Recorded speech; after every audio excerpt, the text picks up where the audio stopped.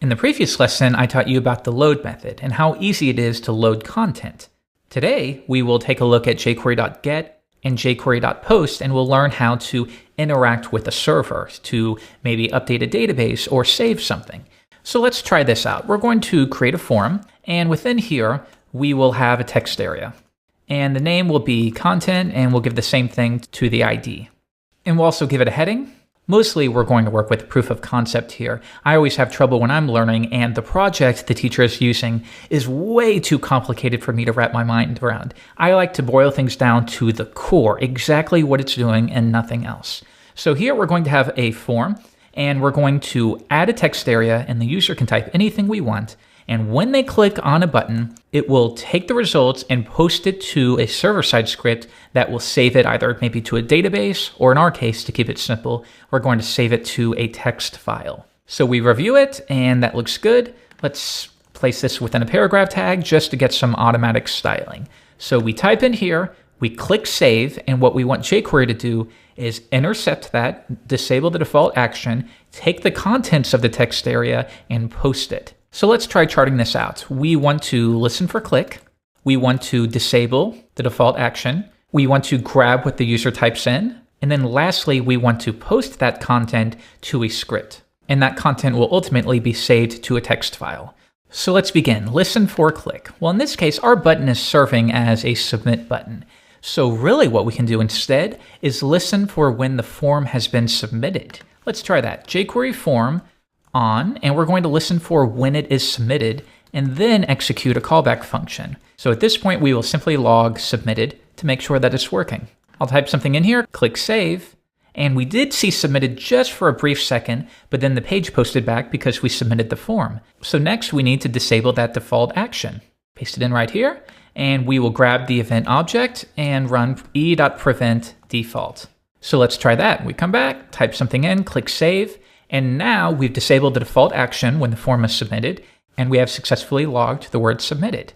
But what we really want here is what the user types in. And there's a couple ways that we can grab this. One of them is simply to grab the form that was submitted, and we're going to find the text area with an ID of content, and we're going to grab not its HTML, but its value.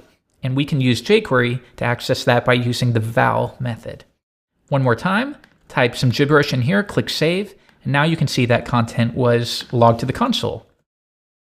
One more time, save, and we get hello there. Now another way we could do this is we could serialize it. So this is an easy way when a user submits a form and you want to serialize that data. This .serialize, and then there's also serialize array, which this is really pointing to. Let's try this one. One more time. Type some gibberish, and now you can see is that it will take the name of the input, in this case, text area, name is content, and then it will do its value. So it'll do a list of key value pairs. And if I have another one, perhaps right here, we'll just have a simple input, name equals name.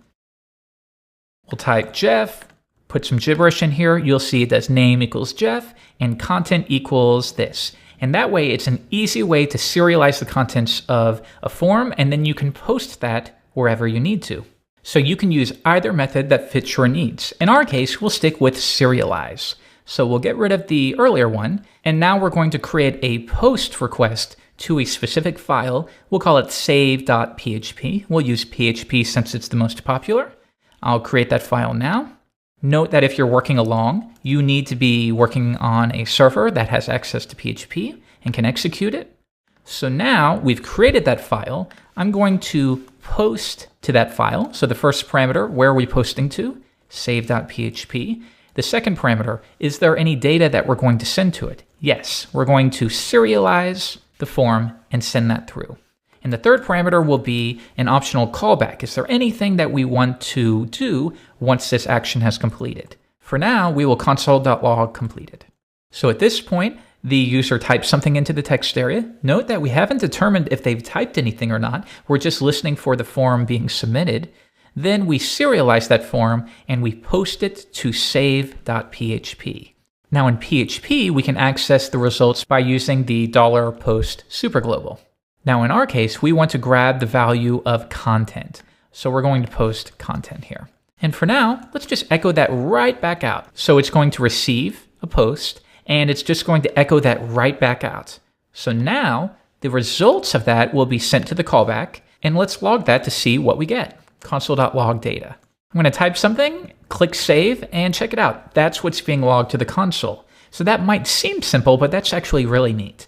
So we are grabbing what the user typed into the text area. We are posting that to save.php. And for now, save.php is taking the results and just returning it. And that's what we're echoing. So we could also echo post.php and tack on from PHP, just so you can understand what's going on here. It is receiving that data, and then it's returning it by echoing it. One more time, hi there.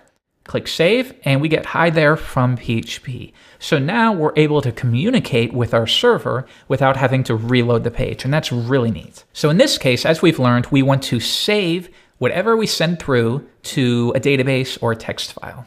Now, I really don't want to worry too much about the server side because we're all going to be using different languages or frameworks, and that's an easy way to get distracted when you don't understand the server-side language I'm using.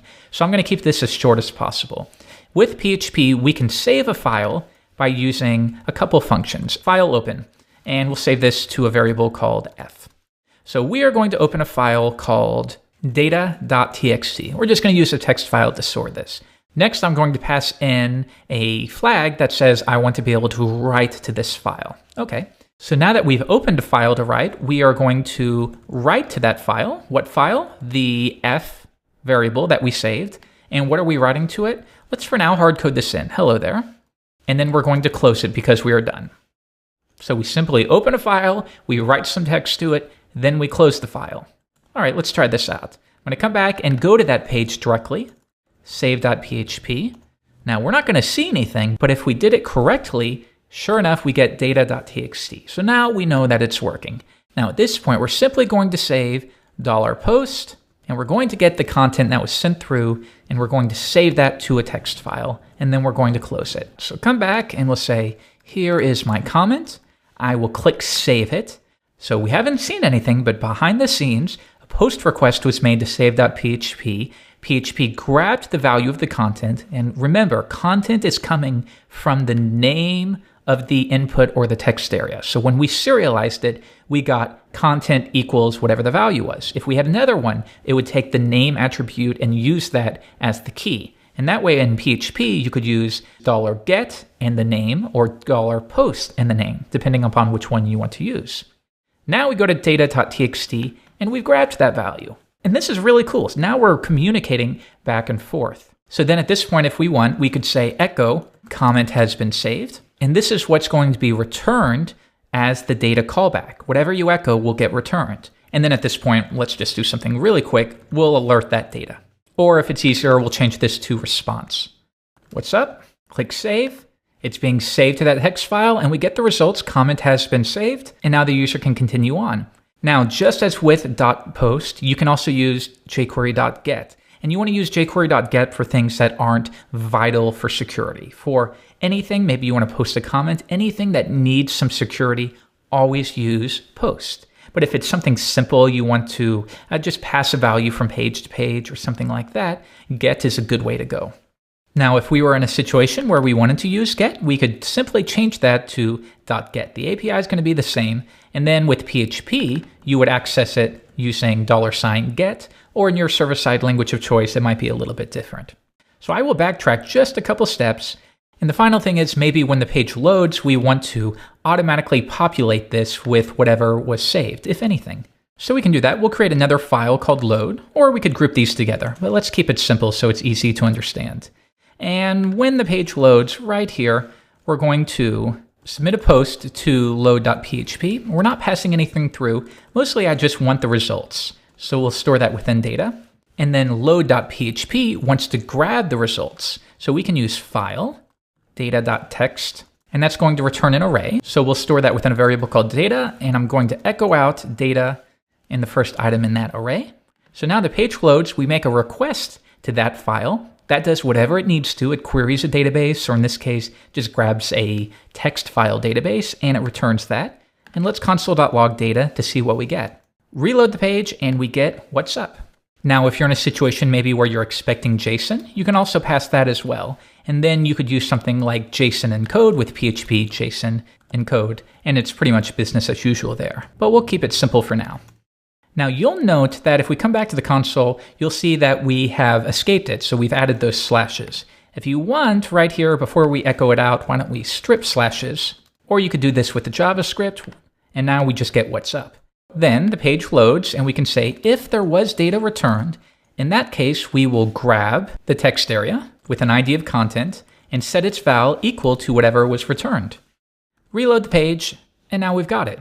Cool. So let's do our last test to make sure it's working. We'll say lorem ipsum dolor sit amat, and we will save it. That's been saved to the database. We've ensured that. And that way, in the future, when we reload the page, if anything has been saved, it will be loaded and added there. So this has been a very simple example. You can get far more in depth than this, but it's good to know how easy it is with jQuery. We simply use the jQuery.get or jQuery.post or jQuery.getJSON if we specifically want to receive JSON in response. But as we know, we can also use jQuery.get and set that third parameter to JSON to get the same effect. These are simply helper methods that point to jQuery.ajax, which is what we're going to take a look at in the next lesson.